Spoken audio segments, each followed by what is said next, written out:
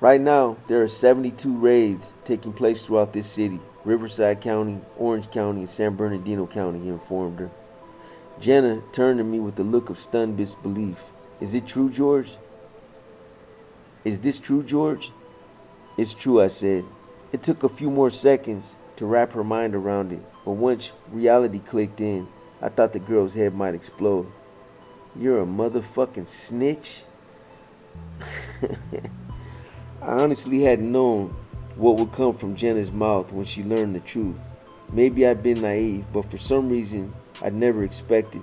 Motherfucking snitch. When we'd first met, she had a needle hanging from her arm, bruises all over her emaciated body, and no shoes.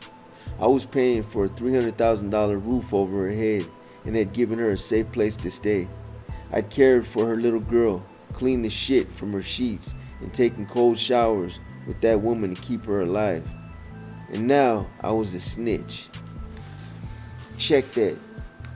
I was a motherfucking snitch. I hung my head. I was at a complete loss for words, so Special Agent Ryan spoke for me. First of all, it's not like that, he began. Not like what? Jenna exploded on him. You tell me this, that he's not a snitch. It is like that. I want all of you out of my house right now. Get the fuck out of my house. I'm sorry, but we can't do that, said Jeff. It's not safe for you here anymore. You have to come with us. What are you talking about? You have 15 minutes to gather your things, and then we're going to escort you, George, and your little girl to a safe place. When am I coming back? Jeff fidgeted and said, You're not. As reality crashed down on her like an avalanche, Jenna freaked. Oh my God. Oh my God. I tried to hold her, but she pushed me away. Oh my God, she said again before bolting out the front door in her pajamas screaming. They're going to kill us. We're all going to die. Right about then, John Carr called me on the Nextel. He wanted to know if I'd broken the news to Jenna yet. Yeah, we told her. How's she taking it? Not well. Let me talk to her. You can't. Why not? Because right now she's running down the street screaming, we're going to die. I hung up with John and put a call to Jenna's dad. Nobody's better at getting that girl under control than Bill. I woke him from a sound sleep. I know it's early, Pops, but I have to tell you something really important. Okay, I'm listening. I've been working undercover with the federal government to take down the Boggles. That's why, when you were asking me what was going on, I couldn't tell you. Silence followed, but I could hear Bill scrambling out of bed. You still there, Pops? Yeah, I'm here, said Bill, trying to shake his cobwebs. What are you telling me? I'm gonna put you on the phone with the federal agent, I told him. He'll explain everything. And I need you to talk to your daughter. She's freaking out. Let me call you right back. I handed Jeff the cell phone and went outside to locate Jenna. There was a glow in the eastern sky behind the San Jacinto Mountains. A new day was coming, and many of the neighbors were in their yards wearing robes and pajamas, wondering why their street was suddenly infested with law enforcement. Jenna's ranting had flushed them from their homes like a stick poked into an anthole. I spotted my crazed fiancée at her neighbor's place. She went that way, said Jeff, pointing down the hall.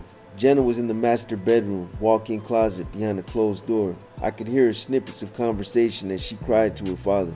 Fucking cops, turning over the house. George is a rat. Want to take us away. Whatever Bill said to his daughter worked, because when Jenna emerged from the closet, all the anger had drained right out of her. Now, she just looked completely spent. When she spotted me in the bedroom, she paused to study me like I was some curious abstract painting. There was no recognition behind those eyes. It was as if my fiancé was gazing at a complete stranger. And I suppose that wasn't far from the truth. And now she had 15 short minutes to leave her life behind and start over with the man she no longer knew. This imposter, this motherfucking snitch. Without a word, Jenna drifted like a zombie without direction into the hallway. The female deputy corralled her and led her toward the nursery. "Do you have kids?" I heard Jenna say, her voice cracking. "Sad and lost. I don't know what to take." Sad and lost. Let me start that over. "Do you have kids?" I heard Jenna say, her voice cracking. "Sad and lost. I don't know what to take." "What would you take?" "Anything you need for the baby," replied the deputy. "Take enough clothes for a week. Anything else, we'll get you later." "We have a dog," said Jenna warily. "We have birds and a rabbit, and I think we have a cat. I just want to lie down. I want to lie down and sleep." Together, they packed a portable crib, a changing table, the stroller, and the car seat, along with all the baby clothes from the shower the week before. Then they hauled it out to the minivan and loaded it inside. Last to go was little Sierra, wrapped in a blanket and half asleep, still wearing her Vol pajamas and a pair of flip-flops. Jenna carried her daughter to the van and strapped her into the car seat. "I haven't brushed my teeth," was the last thing Jenna said to the deputy. "No time," came the reply. Jenna tucked her pregnant belly behind the wheel of the caravan while I climbed into my truck just ahead of her. We had 2 black and white and 2 undercover escorts as the parade began to roll, headed across town to round up old Joe. When the escort arrived at Shooter's place, my buddy was waiting outside the trailer with his bag packed and ready. He walked to my truck, slung the bag into the cab, and climbed in after it. "Think I was gonna leave you behind?" I grinned at him. "Well, the thought did cross my mind," said Joe, "but I'm sure glad to see you." Though now aboard, the procession began rolling again. But doing an about face in the cul-de-sac at the end of Shooter Street created a clusterfuck. The cops didn't know which way to turn. Eventually, they got it straightened out though, and the circus rolled out of town at last. The undercover cars soon dropped off, and 3 more county cruisers joined the parade through Beaumont, the town where John and I had met for all those Friday meetings at the Little Lau Hawaiian barbecue. Guess no more chicken, Katsu. It was about 7 a.m., and the sun was rising over the mountains when 4 of our 5-car escort.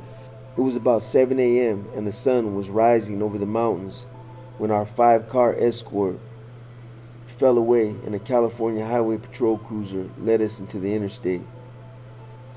At that hour, the I-10 heading west toward Los Angeles should have been bumper to bumper with morning commuters.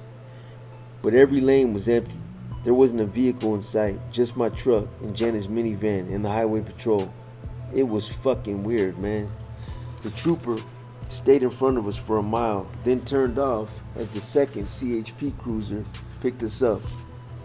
Like clockwork, the same thing happened a mile later. This relay continued all the way down the I-10 for the highway patrol passing us off like a baton from trooper to trooper. As I'm driving alongside the interstate, my cell phone is blowing up, my voicemails and text messages from the Hemet Vagos. At first, the messages voiced concern. "Are you alright, George? Did they get you too?" But at some point, the Vagos had figured things out, and the messages turned nasty.